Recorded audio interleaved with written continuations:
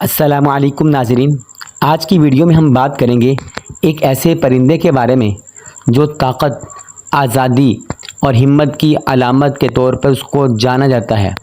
جی ہاں، میں بات کر رہا ہوں عقاب کی، جسے انگریزی میں ایگل بھی کہا جاتا ہے۔ عقاب دنیا کے سب سے بڑے اور طاقتور شکاری پرندوں میں اس کا شمار ہوتا ہے۔ اس کی لمبائی تقریباً 70 سے 100 سینٹی میٹر ہوتی ہے اور اس کے پروں کا پھیلاؤ 2 میٹر تک پہنچ جاتا ہے۔ عقاب کی سب سے نمایاں پہچان اس کی تیز نگاہ ہے کہ کہا جاتا ہے کہ عقاب کی نظر انسان سے 8 گنا زیادہ تیز ہوتی ہے۔ وہ ہزاروں فٹ کی بلندی سے بھی شکار کو دیکھ لیتا ہے۔ عقاب زیادہ تر گوشت خور پرندہ ہے اور یہ خرگوش، مچھلی، سانپ اور دوسرے چھوٹے جانوروں کا شکار کرتا ہے۔ کچھ اقسام تو اپنے شکار کو پکڑ کر سیدھا آسمان کی بلندیوں پر لے جاتی ہیں اور پھر نیچے گرا دیتی ہیں تاکہ شکار آسانی سے قابو میں آ جائے۔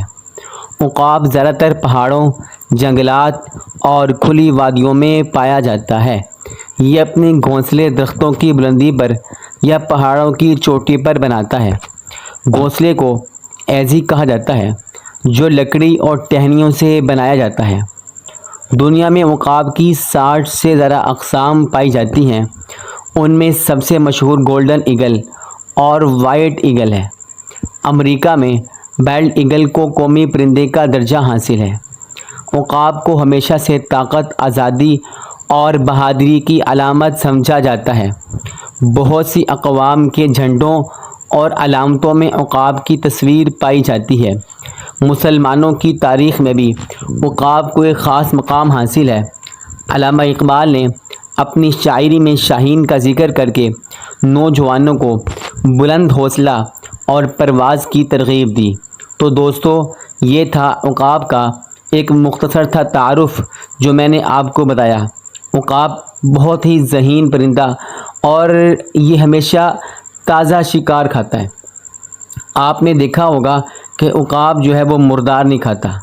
علامہ اقبال نے عقاب کے بارے ہی میں کہا تھا، شاہین کا جہاں اور، کرگس کا جہاں اور۔ مطلب یہ ہے کہ جس طرح کرگس ہے، گدھ ہے، وہ مردار کھاتی ہے۔ اس کو جہاں کہیں بھی مردار نظر آئے اس نے فوراً زمین پر اترنا ہے اور اس نے مردار جو پڑا اس کو گوشت ملے اس نے کھا لینا ہے۔ لیکن ایگل کے بارے میں ایسا نہیں ہے، بلکہ وہ ہمیشہ تازہ شکار کر کے کھاتا ہے۔ اور جب وہ ایسا مرا ہوا پرندہ، مرا ہوا جانور نہیں کھاتا، ہمیشہ کھاتا ہے، تازہ شکار کر کے کھاتا ہے اور اس کی نگاہ بہت تیز ہوتی ہے اور وہ ہمیشہ اوپر کی طرف پرواز کرتا ہے۔